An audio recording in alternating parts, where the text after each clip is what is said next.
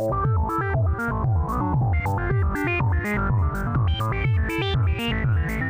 am Guido van Rossum.